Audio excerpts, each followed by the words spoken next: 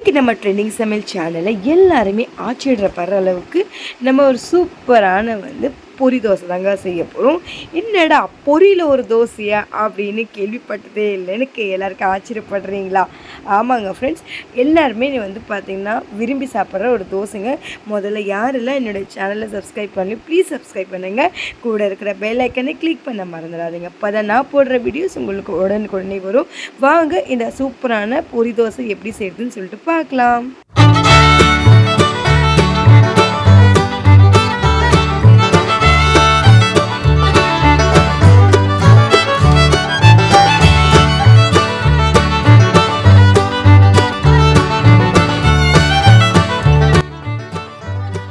சேனலில் சூப்பரான ஒரு அருமையான டிஷ் பார்க்க போகிறோம். ரொம்ப கிறிஸ்பியாகவும் இருக்கும்.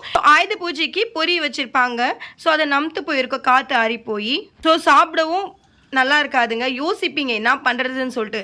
ஸோ மேக்ஸிமம் நிறைய பேர் தூக்கி போடுறீங்க. அந்த தூக்கி போடுற பொரியை வச்சு நம்ம ஒரு சூப்பரான ஒரு அருமையான தோசை செய்ய போகிறோங்க. இது டிஃபனுக்காகவும் நீங்கள் எடுத்துக்கலாம், இல்லை நீங்கள் நைட் டின்னராகவும் எடுத்துக்கலாம். இது எப்படி செய்கிறது, அதுக்கு என்னென்ன பொருட்கள் தேவைன்னு சொல்லிட்டு ஒன்ஸ் அகேன் வீடியோக்குள்ளே போகலாமா? இன்றைக்கி நான் பார்த்தீங்கன்னா 250 கிராம்ஸ் கப்பில் பொரி எடுத்து வச்சுருக்கேன். ஸோ நான் 250 கிராம்ஸில் இன்றைக்கி 3 கப்பு நம்ம பொரி ஆட் பண்ணிக்கலாங்க. பாருங்கள், ஒரு மிக்சிங் ஜாரில் இப்போது ஸோ ஒரு கப்பில் நம்ம 3 கப்பு நம்ம பொரி ஆட் பண்ணிக்கலாம். இப்போ பாருங்கள், இந்த அளவுப்படி தான் நம்ம 3 கப்பு பொரி ஆட் பண்ண போகிறோம். ஸோ பாருங்கள், 2 கப்பு நம்ம ஆட் பண்ணிக்கலாங்க. இப்போ நம்ம ஆட் பண்ண போகிறது அதில் 1 கப்பு நம்ம ரவை ஆட் பண்ணிக்கலாம். ஸோ எந்த கப்பில் நம்ம பொரி எடுத்தோமோ ஸோ அந்த கப்லேயே 1 கப்பு நம்ம ரவை ஆட் பண்ணிக்கலாம். கப்பு நம்ம தயிர் ஆட் பண்ணிக்கலாம். ஃப்ரெஷ்ஷான தயிருங்க. நான் இன்றைக்கி 1/2 கப்பு தண்ணி ஊற்றிக்கலாங்க. தண்ணி ஊற்றி ஃபைன் பேஸ்ட்டாக இப்போ அரைக்க போகிறேன். ஊற்றி ஃபைன் பேஸ்ட்டாக அரைச்சிடலாம். ஃபைன் பேஸ்ட்டாக அரைச்சிட்டோம். இப்போ இதை எடுத்து ஒரு பவுலில் ட்ரான்ஸ்ஃபர் பண்ணிடலாங்க. ஸோ பாருங்கள், சூப்பராக நம்ம தோசை மாவு மாதிரியே அரைச்சிட்டோம். இப்போ பாருங்கள், சூப்பராக மாவாயிடுச்சு. சப்போஸ் உங்களுக்கு தண்ணி வேணும்னா கூட நீங்கள் தேவையான அளவுக்கு தண்ணி நீங்கள் ஆட் பண்ணிக்கோங்க. ஸோ இந்த நேரத்தில் நம்ம பொடி நறுக்கின வெங்காயம் ஆட் பண்ணிக்கலாங்க. உங்களுக்கு எவ்வளோ வேணுமோ அந்த அளவுக்கு நீங்கள் ஆட் பண்ணிக்கோங்க. ஸோ நான் இன்றைக்கி எடுத்துருக்கிறது சின்ன வெங்காயம் தான், 2 எடுத்திருக்கேன். ஸோ அதை ஸ்லைஸ்லெஸ்ஸாக கட் பண்ணிட்டேங்க. ஸோ இந்த நேரத்தில் நம்ம ஆட் பண்ண போது லைட்டாக ஒரு பிஞ்ச் அளவுக்கு சோடா மாவு ஆட் பண்ணிக்கலாம். ஸோ அடுத்து ஆட் பண்ண போகிறது 1 டீஸ்பூன் நம்ம சீரகம் ஆட் பண்ணிக்கலாம். ஸோ இப்போ நம்ம ஆட் பண்ண போகிறது கறி லீவ்ஸ். ஸோ லாஸ்ட்டு நம்ம ஆட் பண்ண போகிறது கொரியண்டர் லீவ்ஸு, அதுவுமே நம்ம ஆட் பண்ணிக்கலாங்க. ஸோ கருவேப்பிலையும் கொத்தமல்லியும் நல்லா பொடியே நறுக்கி போட்டுக்கோங்க. ஸோ சாப்பிடும்போது நல்லாயிருக்கும். அளவுக்கு நம்ம சால்ட் ஆட் பண்ணிக்கலாம். ஸோ இப்போ எல்லாமே நம்ம மிக்ஸ் பண்ணிக்கலாங்க.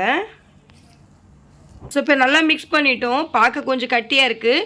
ஸோ லைட்டாக நம்ம தேவையான அளவுக்கு லைட்டாக தண்ணி ஊற்றிக்கோங்க. இப்போ நல்லா இப்படி கரைச்சிடலாங்க. பொரியில் செஞ்ச நம்ம தோசை மாவு ரெடி ஆகிடுச்சு. இப்போ இதை எடுத்து ஓரமாக வச்சிடலாம். பேன் எடுத்துக்கோங்க. ஸோ நான் ஒரு கரண்டி மாவு நம்ம ஆட் பண்ணிக்கலாம். இப்போ பாருங்கள், நல்லா காட்டுற பாருங்கள். ஸோ இந்த மாதிரி ஸ்லோவாக ரொட்டேட் பண்ணிக்கிட்டே இருங்க. எந்த மாதிரி ஷேப்பில் இருந்தாலுமே நல்லா தாங்க இருக்கும். உண்மையாகவே சொல்கிறேங்க. கண்டிப்பாக இதை நீங்களும் ட்ரை பண்ணுங்கள், என்ஜாய் பண்ணுவீங்க. இப்போது ஃபுல்லாகவே நம்ம ரவுண்டாகவே ஆயில் அப்ளை பண்ணிடலாம். ஸோ ஆயில் எதுக்காக ஆட் பண்ணுறோம், நல்லா முருவலாக இருக்கும் அண்ட் கிறிஸ்பியாக இருக்குங்க. ஸோ குழந்தைங்களுக்கு ரொம்பவே பிடிக்குங்க. ஸோ நிறைய பேர் பொரி சாப்பிட கஷ்டப்படுவாங்க. ஸோ இந்த மாதிரி பொரியில் ஒரு அருமையான தோசையில் சாப்பிட்டீங்கன்னா ஸோ உங்களுக்கு டிஃபனாகவும் இருக்கும் அண்ட் அந்த ஆயுத பூஜை கொண்டாடின மாதிரி ஒரு ஃபீலும் வரும். ஸோ எல்லாருமே ஆயுத பூஜை அதுவுமா பொரியில் தான் ஸ்டார்ட் பண்ணுவாங்க அண்ட் முடிக்கிறதும் பொரியில் தான் முடிப்பாங்க. ஸோ இந்த மாதிரி நீங்கள் பொரியில் ஒரு தோசை செஞ்சு நீங்களும் அசத்தலாம்ல. திருப்பிடலாங்க. பாருங்கள், திருப்பிட்டோம். ஸோ நம்ம இப்போ எடுத்துடலாங்க. பாருங்கள், சூப்பராக ரெடி ஆகிடுச்சு பொரி தோசை. பாருங்கள், அருமையான என்னுடைய ஸ்டைலில் பொரி தோசை ரெடி ஆகிடுச்சு. ஸோ அடுத்து நம்ம இன்னொரு தோசையை நம்ம போட்டுடலாங்க. ஸோ நம்ம ரவுண்டாகவே நம்ம ஆயில் அப்ளை பண்ணிடலாங்க. இப்போ திருப்பி போட்டுக்கலாங்க.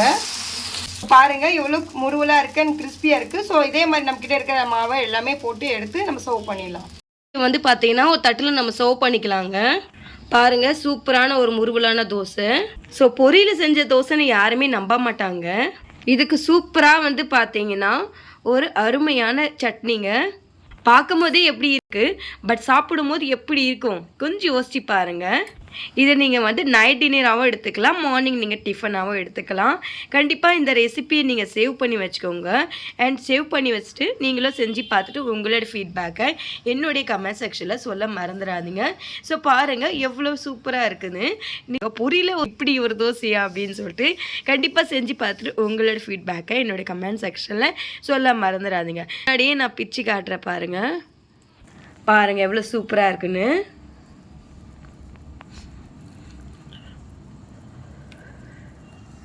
இப்போ நான் சாப்பிட்டு காட்டுறேன் பாருங்கள்.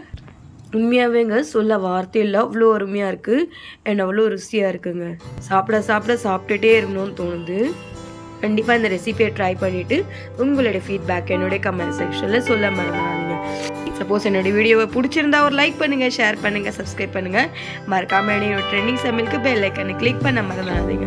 இப்போ தான் நான் போடுற வீடியோஸ் உங்களோட வரும். ஸோ என்னுடைய வீடியோவை முழுசாக பார்த்ததுக்கு ரொம்ப ரொம்ப நன்றி. இதே மாதிரி சூப்பரான அருமையான டிஷ்ஷை சந்திக்கும் வரை இப்போ கூட அளவு விடைபெறுவது. Take care, love you all, see you, bye tomorrow.